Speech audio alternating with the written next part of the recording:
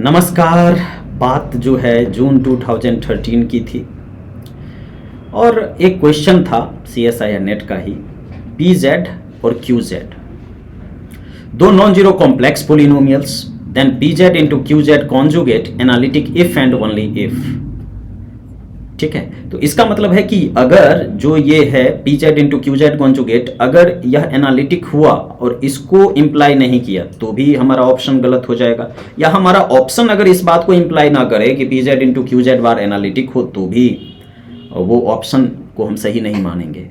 तो देखिए यहाँ पे जो है पहले ऑप्शन में है कि PZ बराबर कांस्टेंट है, तो हम ले लेते हैं PZ बराबर कोई constant C, non zero constant, और QZ बराबर ले लेते हैं हम यहाँ पे Z।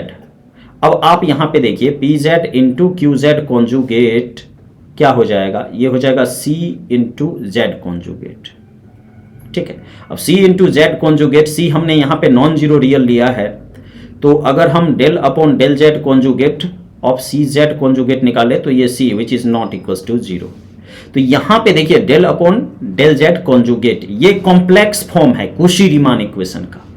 आप सिंपली भी Z को मतलब C इंटू जेड कॉन्जुगेट को x माइनस आयोटा वाई लिख के देखेंगे तो कुशी रीमान इक्वेशन ही सेटिस्फाई नहीं होगा।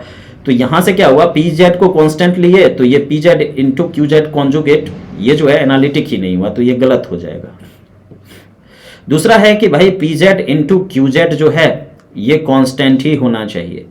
तो ये इसके लिए अगर मान लीजिए कि PZ बराबर अगर हम Z ले लेते हैं और QZ बराबर एक नॉन जीरो रियल नंबर ले लेते हैं, मान लीजिए C, तो अब आप ये बताइए कि PZ इंटू QZ कॉन्जुगेट जो है, PZ इंटू QZ कॉन्जुगेट ये क्या हो जाएगा, PZ is equal to Z into C, यानी कि C इंटू Z। तो ये डेफिनेटली क्या है, एनालिटिक। ठीक है, लेकिन जब आप PZ इंटू यहाँ पे PZ इंटू QZ अगर आप कैलकुलेट करते हैं PZ इंटू QZ तो आपको क्या मिलता है, C इंटू Z, जो कि कांस्टेंट तो है ही नहीं। तो PZ इंटू QZ कोई जरूरी नहीं है कि यहाँ पे कांस्टेंट ही होना चाहिए, जबकि PZ इंटू QZ कॉन्जुगेट क्या है, एनालिटिक है यहाँ पर, है ना। यहाँ पे सॉरी यस QZ हमने C लिया हुआ है, ये ध्यान में रखना है, और PZ हमने Z लिया हुआ है। तब यहाँ पे एक्चुअली Z इंटू C लिखना चाहिए, लेकिन C इंटू Z लिख दिए, कोई दिक्कत नहीं है, चल जाएगा। ठीक है, तो ये कोई जरूरी नहीं है कि कांस्टेंट हो। तीसरा है कि QZ कांस्टेंट होना मांगता है, तो जब हम QZ को कांस्टेंट ले लेंगे तो PZ इंटू QZ कॉन्जुगेट, आप देखिए इस एग्जाम्पल में भी एनालिटिक हो जा रहा है और QZ के कांस्टेंट होने से हमें कोई दिक्कत नहीं है। लेकिन थोड़ा और जस्टिफिकेशन के लिए मान लीजिए कि del upon del Z conjugate PZ C के लिए ये काम हो रहा है, इंटू QZ कॉन्जुगेट की बात मैं कर रहा हूँ, Z कॉन्जुगेट के रिस्पेक्ट में कुशी रीमान को थोड़ा सा देख रहे हैं यहाँ पर। तो इसमें क्या होगा कि इसमें आप क्या करने वाले हैं कि PZ को बाहर निकाल लीजिए और यहाँ पे देखिए del upon del Z conjugate of QZ conjugate, ये आपका क्या है, जीरो है, क्योंकि आपका जो PZ है ये नॉन जीरो पोलिनोमियल है PZ। तो निश्चित तौर पे ये क्या हो जाएगा, del upon del Z conjugate of QZ conjugate is equals to क्या, जीरो।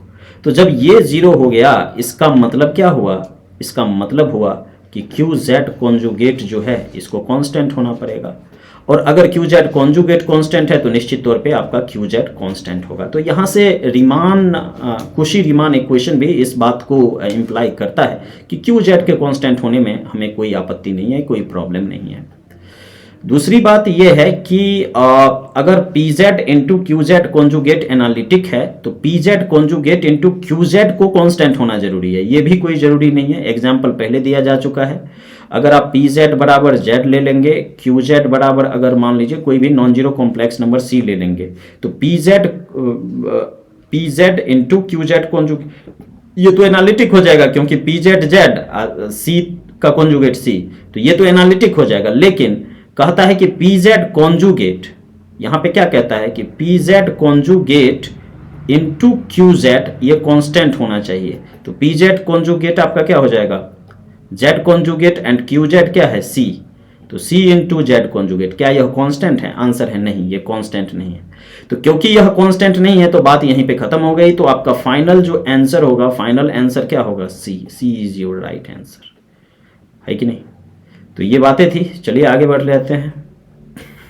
अगला जो सवाल है, इस सवाल को गेट ने पूछा था 2014 में, ठीक है। फंक्शन आपका F of Z mod Z square plus iota conjugate Z plus 1 differentiable होगा, किस पॉइंट पे डिफरेंशिएबल होगा ये पूछ दिया था। तो एफ ऑफ जेड बराबर मॉड जेड स्क्वायर, तो क्या हो जाएगा, X square plus Y square, and plus iota into क्या, जेड कॉन्जुगेट, यानी कि X minus iota Y plus 1।